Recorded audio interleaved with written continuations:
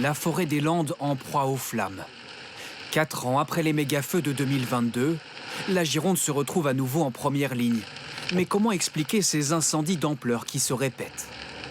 C'est d'abord la nature même de la forêt qui est en cause. Une monoculture de pins. Au sol, un tapis de fougères et de bruyères peut faire office d'allume-feu. Les arbres gorgés de résine s'embrassent alors à une vitesse impressionnante. Les pommes de pin peuvent aussi se transformer en bombes incendiaires projetées à plusieurs dizaines de mètres. Et c'est sans compter ces tourbillons de vent et de feu qui alimentent parfois le brasier. L'incendie se déplace alors très rapidement. Pas de rupture. Donc un feu qui se déclare aux abords dans ce type de forêt se propage sur des superficies très très étendues. Mais cette zone à haut risque est aussi l'une des mieux équipées.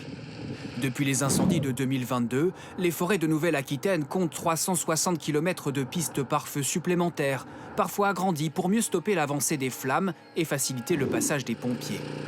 238 nouveaux points d'eau fixes et mobiles et 2500 bénévoles formés pour prévenir et aider en cas d'incendie.